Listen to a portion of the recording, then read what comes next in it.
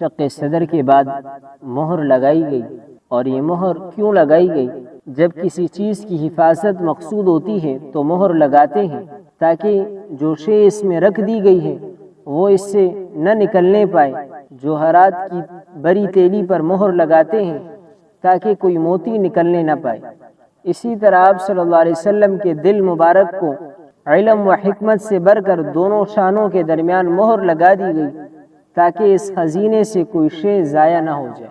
پہلے زمانے میں بھی کہ جب کوئی تیلی وغیرہ وہ بند کرتے، جیسے کہ آج کل سیتے ہیں اور الگ الگ طریقے ہیں، پہلے زمانے میں ایک خاص مہر ہوتی تھی جو اس پر لگا دی جاتی تھی، تو اگر کوئی شخص پھر اس تیلی کو کھولتا تو وہ مہر ٹوٹ جاتی، یعنی ایسا ممکن نہیں تھا کہ کوئی شخص تیلی کھول بھی دے اور مہر صحیح سالم رہے۔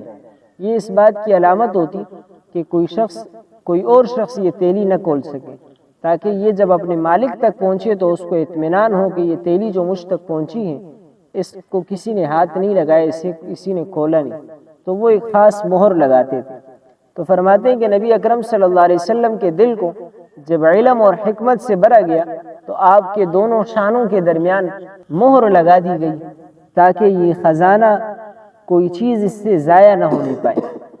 جس طرح شق صدر سے قلب کا اندرونی حصہ شیطان سے پاک کر دیا گیا، اسی طرح دونوں شانوں کے درمیان قلب کے مقابل بائیں جانب ایک مہر لگا دی۔ دل بائیں جانب ہے تو یہی بائیں جانب بالکل دل کے بالکل مقابل میں یہاں پر مہر نبی اکرم صلی اللہ علیہ وسلم کی لگا دی گئی تاکہ قلب شیطان کے وسوسوں اور بیرونی حملوں سے محفوظ ہو جائے، اس لیے کہ شیطان اسی جگہ سے وسوسہ ڈالتا ہے۔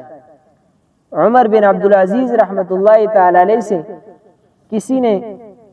کسی شخص کے بارے میں حق جل شانہ سے عرض کی کہ اے رب العالمین، مجھ کو شیطان کے وسوسوں کا راستہ دکھا، وہ کس راہ سے آ کر آدمی کے دل میں وسوسہ ڈالتا ہے؟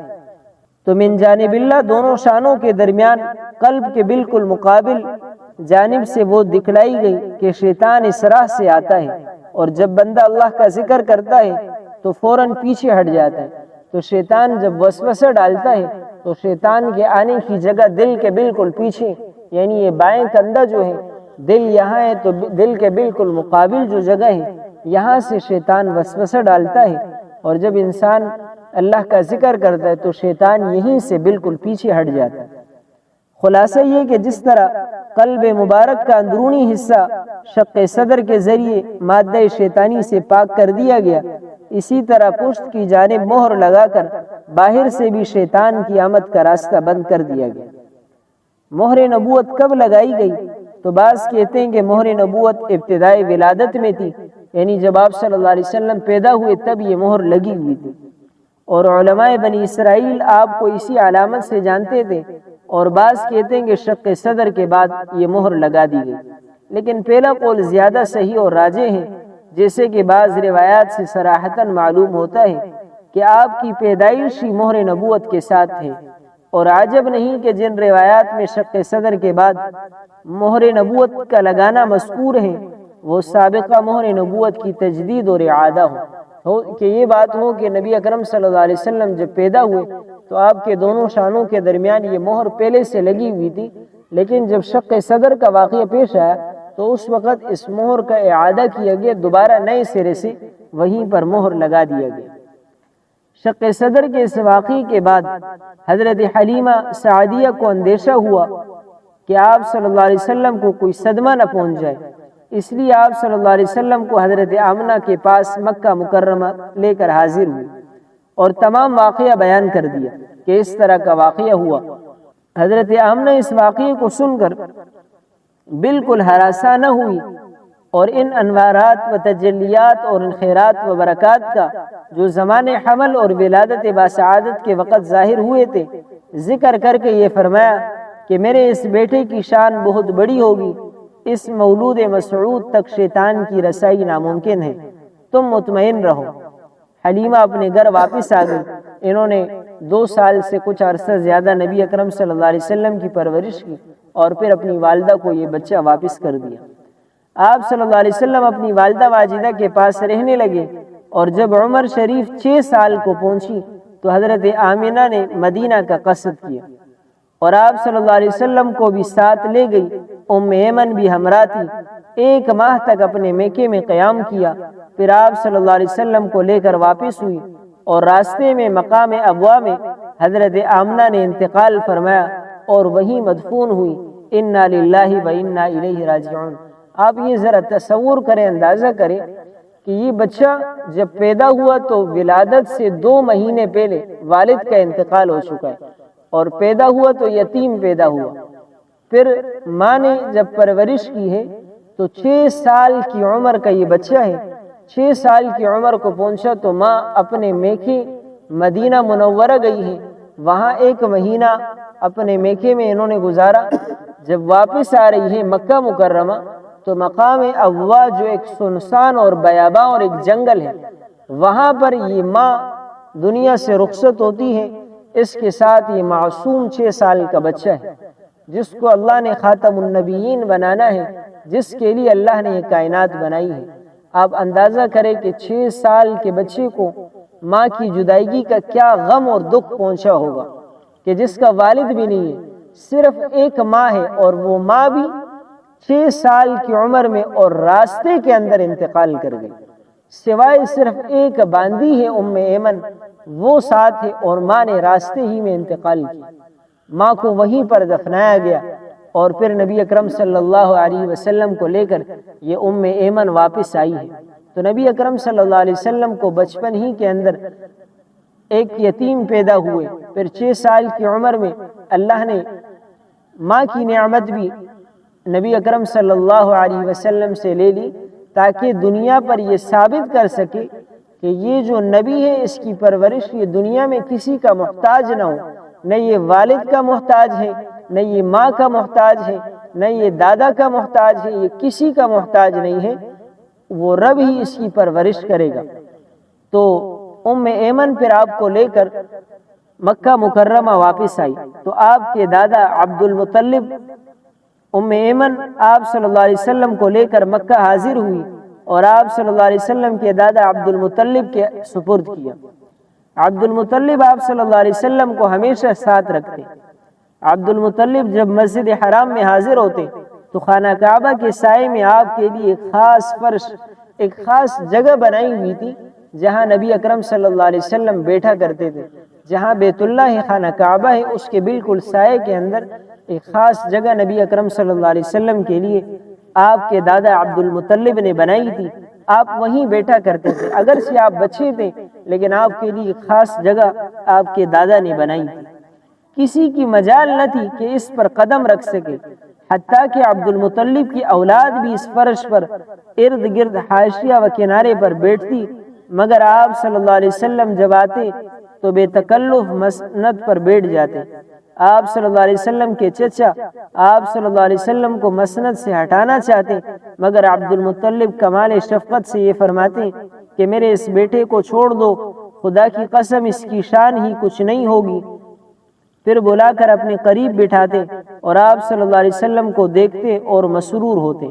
ایک روایت میں ہے کہ فرماتے ہیں کہ ایک شخص زمانے جاہلیت میں اسلام سے قبل حج کے لیے مکہ مکرمہ حاضر ہوا، دیکھا کہ ایک شخص طواف میں مصروف ہے اور یہ شعر اس کی زبان پر ہے: اے اللہ میرے سوا محمد کو واپس بھیج اور مجھ پر عظیم الشان احسان فرما۔ میں نے لوگوں سے دریافت کیا یہ کون ہے؟ لوگوں نے کہا کہ یہ عبد المطلب ہے اور اپنے پوتے کو گمشدہ اونٹ کی تلاش میں بھیجا ہے، کیونکہ ان کو جس کام کے لیے بیچتے ہیں اس میں ضرور کامیابی ہوتی ہے۔ آپ صلی اللہ علیہ وسلم کو گئے ہوئے دیر ہو گئی ہے، اس لیے عبد المطلب بے چین ہو کر یہ شعر پڑھ رہے ہیں۔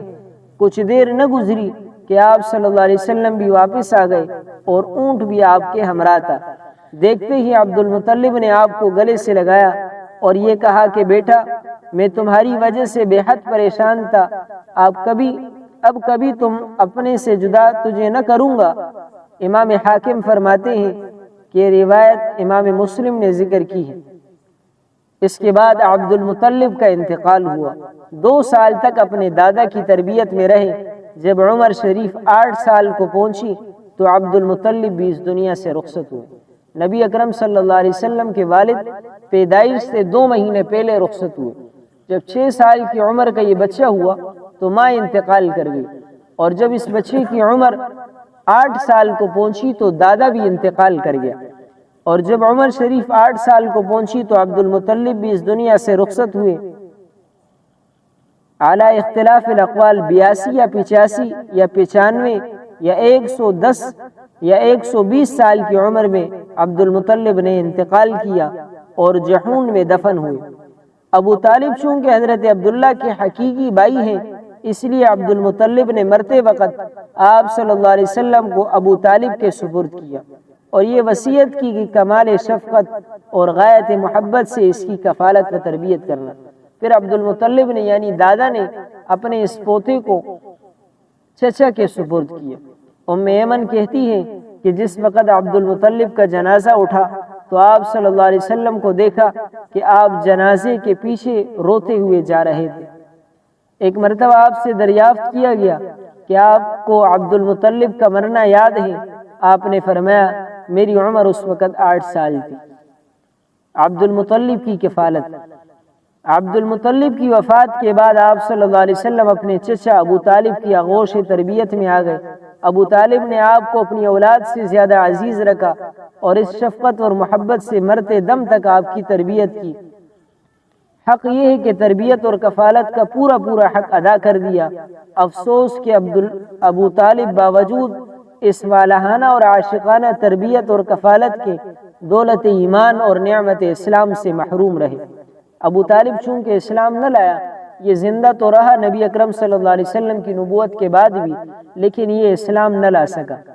ایک بار مکہ میں قحط پڑا، لوگوں نے ابو طالب سے درخواست کی کہ آپ بارش کے لیے دعا کیجیے۔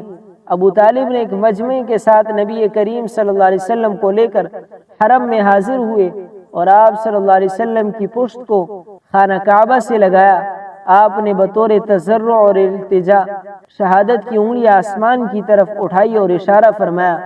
بادل کا کہیں نام و نشان نہ تھا، اشارہ کرتے ہی ہر طرف سے بادل امنڈ آئے اور اس قدر بارش ہوئی کہ تمام ندی نالے بہہ گئے۔ اس بارے میں عبد المطلب نے کہا ہے، اے روشن اور منور کہ اس کے چہرے کی برکت سے خدا سے بارش مانگی جاتی ہے جو یتیموں کی پناہ اور بیواؤں کا ماوا و ملجا ہے۔